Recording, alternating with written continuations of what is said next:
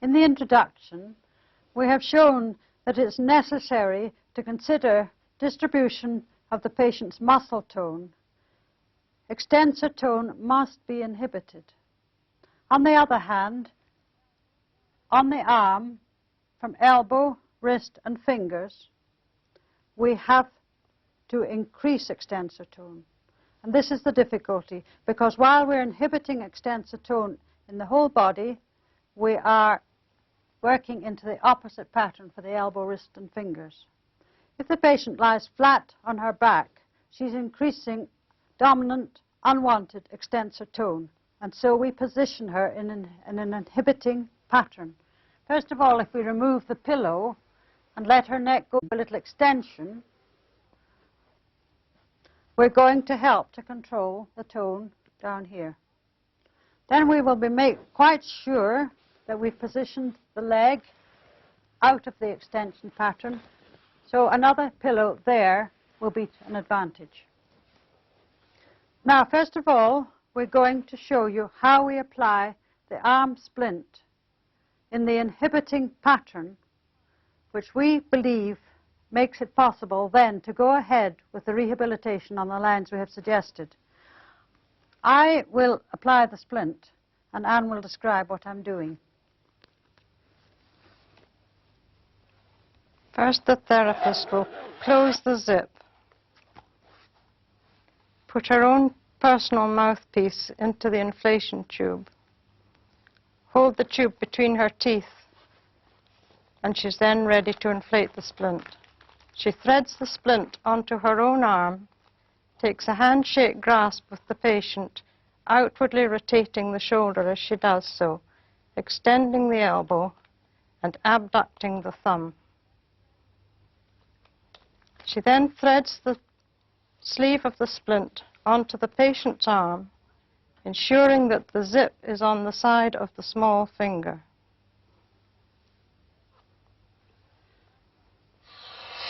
She holds the abducted thumb firmly in her own hand from the outside and gradually withdraws her own fingers as she inflates the splint, ensuring as she does so that the patient's fingers are well back from the end of the splint. She must inflate the splint as hard as possible, making it very firm, and then she is ready to close the valve.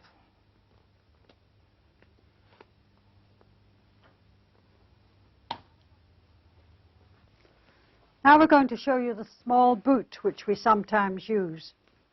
I'll put it on, and again Anne will tell you the difficulties. The patient's foot is placed into the boot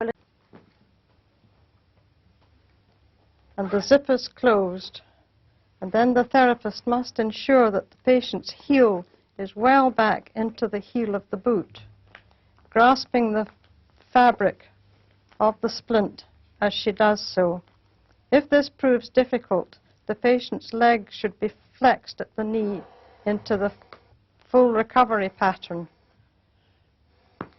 This ensures that the splint is applied with pressure under the heel and not under the forefoot.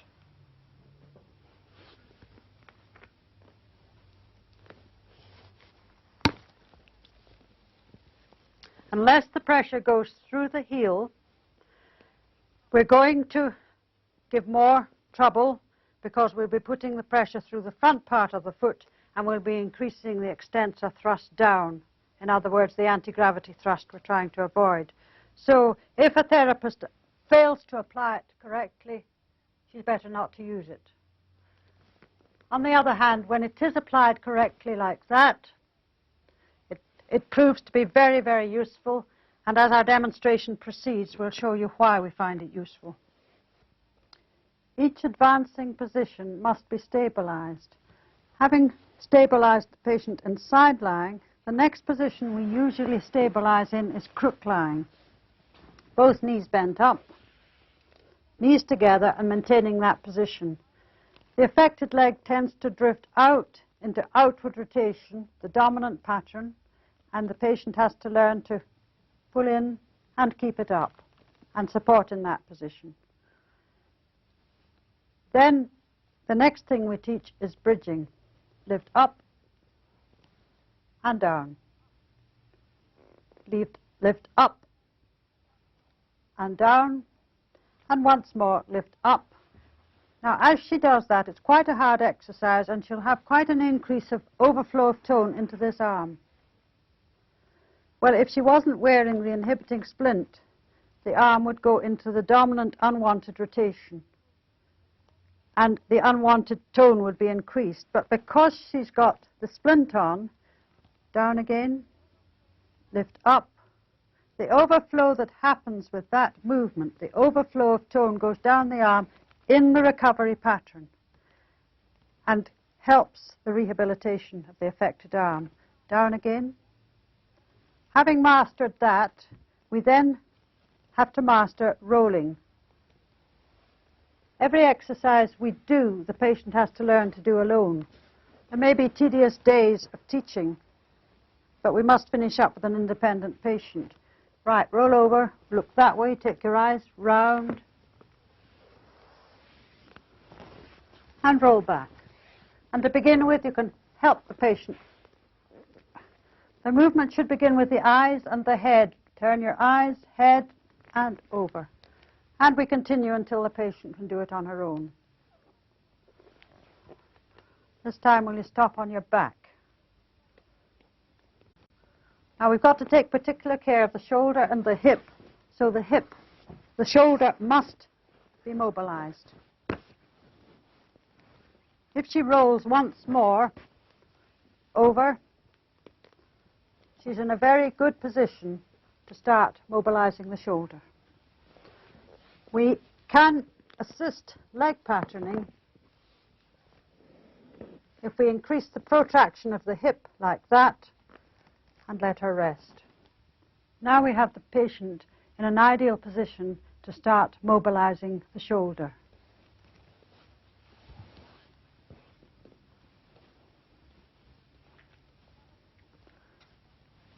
Recovery takes place from proximal to distal. So we expect to have recovery from trunk to shoulder to elbow to hand, and from trunk to hip to knee to foot. We've already been working on trunk rotation, starting recovery of the trunk. Trunk to shoulder, we really must have a strong shoulder. So first and foremost, we've got to make sure that we have a mobile shoulder. With the splint maintaining the inhibiting pattern of the arm and giving stability to the arm, we're in a very good position to start mobilizing the shoulder, and the splint takes care of the arm. We have to get one hand over the scapula. We want to make sure that the scapula is rotating round the chest wall and back. I'm stabilizing and feeling the scapula with this hand, and I'm assisting the splint sliding up and down the pillow with this hand. Forward and back, forward and back, forward and back. Think about the movement, and now help me to do it. And back, forward and back. And that's the way we start off. At the same time, in the early days, we must maintain a mobile wrist. Again with the splint on, keeping us out of this dominant pattern and into this. It's quite an easy matter to mobilize the wrist into full extension and back. Because now we're going to think in terms of the infant crawling. He crawled on his hands, and we want the patient to do the same thing. So in the early days, we start helping her to take up this crawling pattern with the arm just by pushing through the splint. Now, if she can't begin to make the movement herself, we'll give a little compression. I'm going to give pressure over the thinner eminence of her hand, up the arm to an outwardly rotated shoulder. And I'm going to give a little compression in that pattern using both my hands, one maintaining her hand position and the other giving counter pressure over her scapula. And what I'm doing now is compressing my hands together, and she's got splint support. We can take that a little further and a little nearer a simulated crawling pattern of the arm if we get the patient now to start pushing herself. And push. And let go. And push. And you won't be able to see it, but I can feel, as she pushes all the way up the arm, an increase of tone in that pattern, which is the complete recovery pattern. And push. And let go. And then we can allow her to do an active self-care exercise by continuing that movement on her own. Forward and back. Forward and back. You want to have a good trunk-to-shoulder movement, forward and back. And then she begins to do it on her own, forward and back. And if she's a little slow to take up the movement, you can fire her imagination by saying, this is your tree trunk. Let's have a nice round tree trunk. And this is your saw. And you want to saw the tree trunk in half. Reach right forward and back. Forward and back. Forward. And now she's done 3 very good, very useful shoulder exercises. The aim now is to obtain a placing response with protraction of the shoulder and movement in space into the recovery pattern. If the patient cannot maintain this position, she will drift into the dominant pattern of inward rotation of the shoulder. We know then that she hasn't gained her placing response, and further work will have to be done on the shoulder. For this, it will be necessary to remove the long arm splint and to put on a shorter splint below the elbow to inhibit the wrist and fingers, while further stabilizing exercises are done on the shoulder. Now Anne is in prone lying with a short splint on her forearm, controlling the pattern in her wrist and fingers, keeping her out of the dominant anti-gravity tonal pattern in the recovery pattern. But she's sagging very badly over a weak shoulder. When this happens, we must strengthen the shoulder, and we can bring the shoulder up into the correct position by reinforcing the tonal pattern by bringing in tonic neck extension. Push. Now she's come up quite nicely, but she's not quite all the way. And if we bring in neck rotation as well, look up here now, don't let me move you. She's come very nicely up into a good shoulder position. And she's propping shoulder over elbow in the correct pattern. And she must be thoroughly stabilized in that pattern. Don't let me push you. Don't let me pull you. Don't let me push you. If she starts to sag again a little, bring in a little tonic neck, and up it comes. And we incorporate rolling as well. Roll back onto your back, hands together. Now, see if you can roll over, up onto your elbows and lift your head in one action by yourself. And that wasn't bad. So we continue stabilizing till we've got a really strong shoulder. Roll onto your back again. And now we're going to think in terms of the elbow.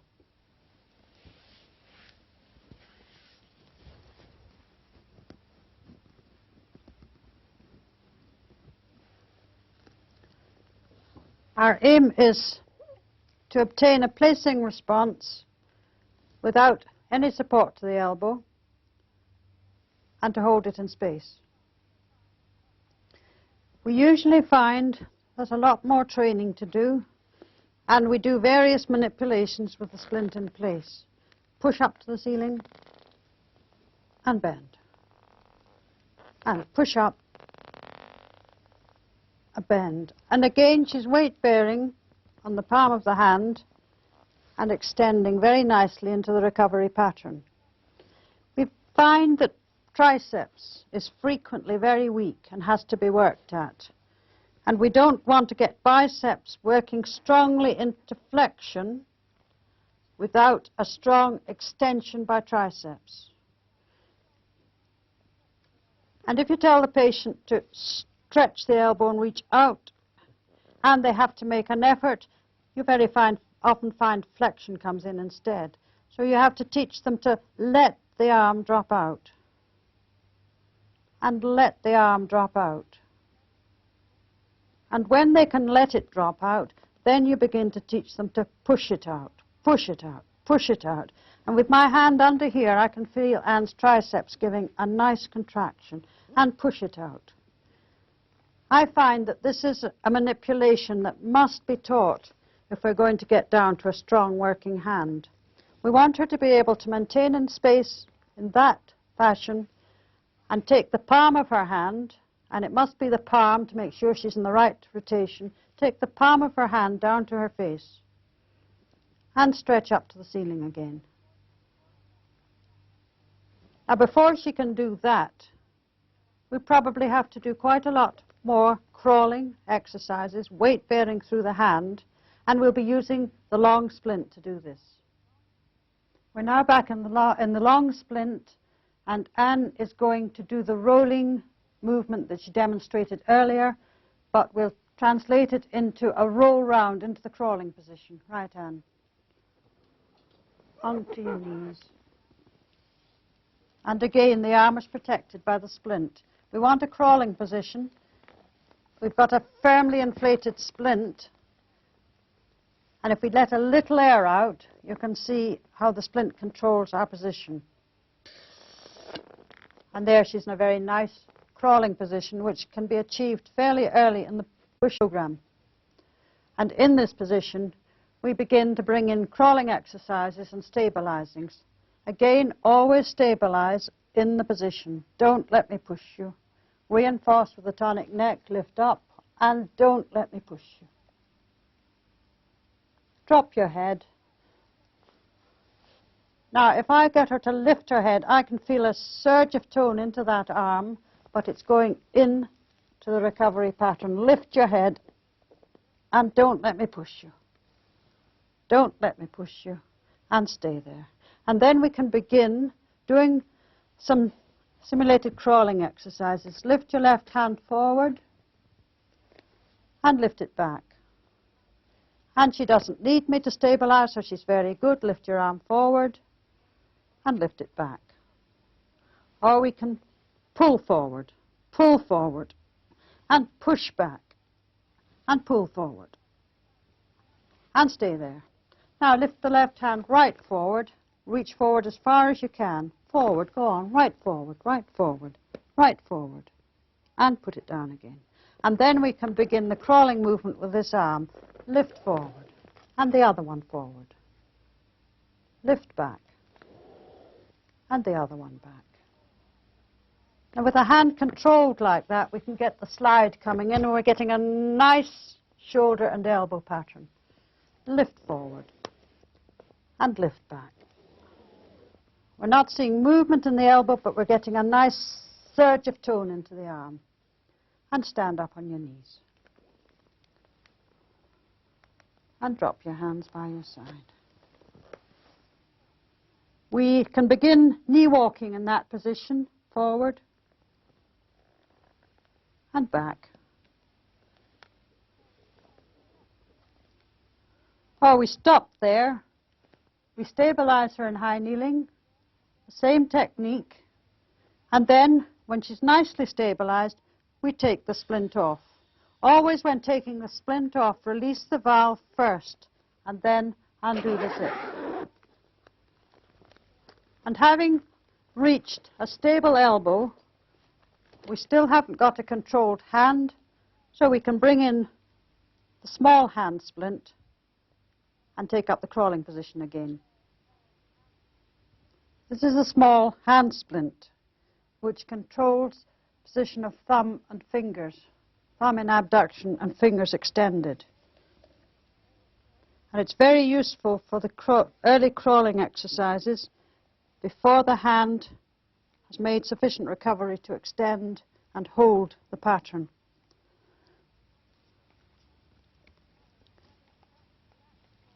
You can either inflate it in that position or with the hand firmly on the weight-bearing base. Thumbs nicely abducted, fingers in extension, and then inflate.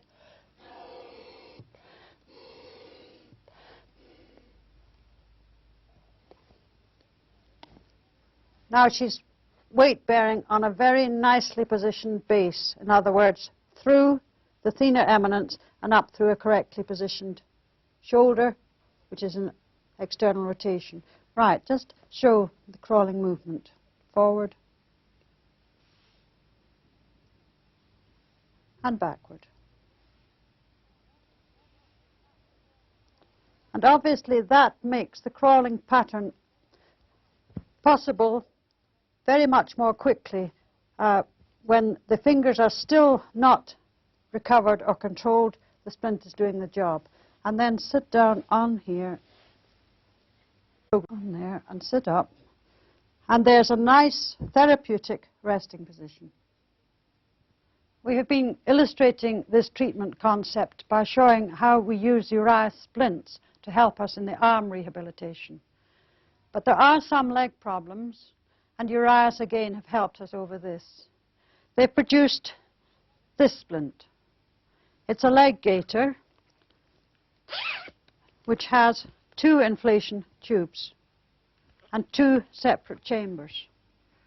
I'm going to apply the splint to Anne, and she's going to describe what I'm doing, and she's going to explain why it has the 2 chambers, and we can get different pressures in each chamber.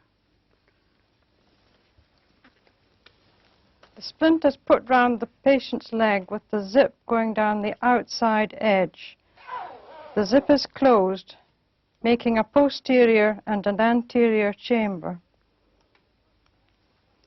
The patient's foot is correctly positioned with the toes facing straight forward, and the upper level of the splint is under the patient's ischial tuberosity. The posterior chamber must be inflated first, and as it inflates, the patient's knee is forced into mild flexion, and with increasing inflation pressure, the patient's heel is forced down onto the ground.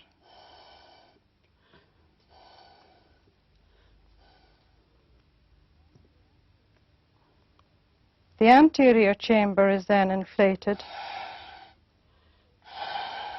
This is inflated enough to give stability to the leg, and the patient's foot is now weight-bearing with the weight going through the heel, through a semi-flexed knee to the hip.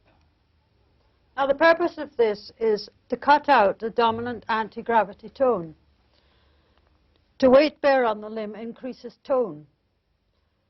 So what we want to do is to increase the low tonal pattern while we inhibit the dominant anti-gravity tone. So virtually we want to stop the thrust of gluteus maximus.